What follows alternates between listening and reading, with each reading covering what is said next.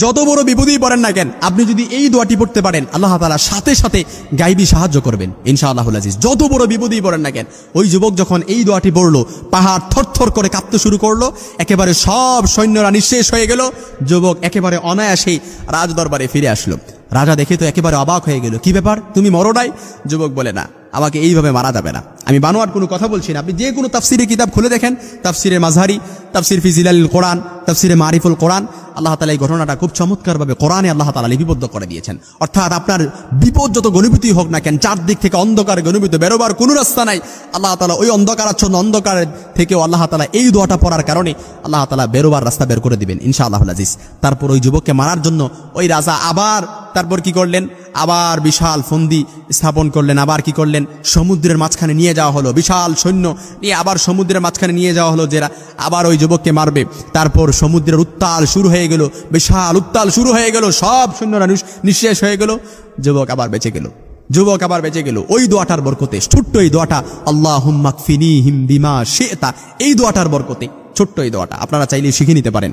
আল্লাহুম্মা কফিনিহিম বিমা শি'তা, চারদিক থেকে অন্ধকারাচ্ছন্ন অন্ধকার, আল্লাহ তাআলা এই দোয়াটা পড়ার কারণে ওই যুবককে যেমনিভাবে হেফাজত করেছেন, আল্লাহ তাআলা সাথে সাথে গায়বী সাহায্য করেছেন, আপনাকে আল্লাহ তাআলা গায়বী সাহায্য করবেন। কত বিপদ আছে আপনার, যত বিপদেই থাকুক না কেন, সাথে সাথে আল্লাহ তাআলা গায়বী সাহায্য করবেন। যেমনিভাবে মুসা আলাইহিস সালামকে আল্লাহ তাআলা 12টা রাস্তা তৈরি করে দিয়ে ফেরাউনের সৈন্যদের থেকে, ফেরাউনের হাত থেকে আল্লাহ তাআলা রক্ষা করেছেন, ঠিক তদ্রূপ আপনার যত ধরনের বিপদই হোক না কেন, যত বড় রকমের বিপদই হোক না কেন, আল্লাহ তাআলা এই দোয়াটা পড়ার কারণে আল্লাহ তাআলা আপনাকে সাথে সাথে গায়বী সাহায্য করবেন। আল্লাহুম্মা কফিনিহিম বিমা শি'তা, আল্লাহুম্মা কফিনিহিম বিমা শি'তা। তারপর ওই যুবক বলল, আমাকে এইভাবে মারা যাবে না, আমাকে মারার জন্য কি করেন, বিশাল একটা মাঠের মধ্যে একদিন নিয়ে যাবেন, নিয়ে যাওয়ার পর একটা গাছের মধ্যে আমাকে টাইট করে বাঁধবেন, বাঁধার পরে আমার কাছে যে ধনুকটা আছে এই ধনুকটা নিবেন, এই ধনুকটা নেওয়ার পরে ঠিক আমার এই জায়গায়, এই কপালের এই সাইড কর্নার আছে, এই কর্নারের ঠিক মাঝ বরাবর এই জায়গায় মারবেন, যেন ধনুকটা এই জায়গায় ঢোকে, এদিক দিয়ে বের হয়। তবে মারার আগে অবশ্যই যে মারবে ওই জল্লাদকে অবশ্যই বলবেন এই দোয়াটা পড়ার জন্য, অর্থাৎ এই বাক্যটা যেন সে পড়ে, বিসমিল্লাহি রাব্বি হাদাল গোলাম। এই বাক্যটা যদি সে পড়ে, তাহলে দেখবেন আমি সাথে সাথে ইন্তেকাল করে যাব, সাথে সাথে মারা যাব, ঠিক যেভাবে। তবে শর্ত হচ্ছে, যেই দিন আমাকে মারবেন বিশাল মাঠে নিয়ে যাবেন, ওই এলাকার যত মানুষ আছে সব মানুষগুলোকে একসাথে জড়ো করবেন।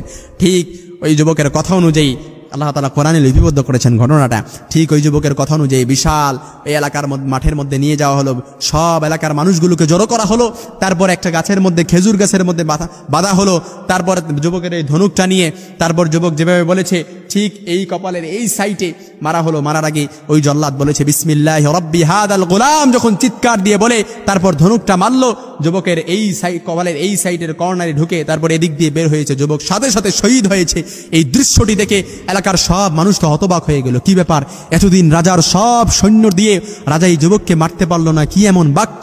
ওই জল্লাদ বলার সাথে সাথে এই ধনুকটা ঢোকার সাথে সাথে যুবক শহীদ হয়ে গেল, শাহাদাত বরণ করলো। কি এমন বাক্য, এই বাক্যর কারিশমা, এই বাক্যর দৃশ্যটা দেখে এই এলাকার সব মানুষগুলো তখন কালিমায়ে শাহাদা বাক্য লা ইলাহা ইল্লাল্লাহু মুহাম্মাদুর রাসূলুল্লাহ সাল্লাল্লাহু আলাইহি সাল্লাম, এই বাক্যটা পড়ে সব মানুষগুলো শাহাদা বাক্য করে কালিমা পড়ে মুসলমান হয়ে গেছে। শুধুমাত্র একজনের শহীদের বিনিময়ে সবাই কালিমা পড়ে মুসলমান হয়ে গেছে। এই জন্য যত বিপদই হোক না কেন, আপনার যত বিপদই, আপনার বিপদের কথা শুধুমাত্র আপনিই জানেন।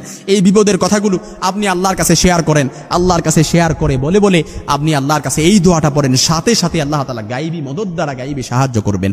আল্লাহুম্মা কফিনিহিম বিমা শি'তা, আল্লাহুম্মা কফিনিহিম বিমা শি'তা, আল্লাহুম্মা কফিনিহিম বিমা শি'তা। আল্লাহ তাআলা আমাদেরকে সব ধরনের বিপদ আপদ থেকে আল্লাহ তাআলা হেফাজত করুন।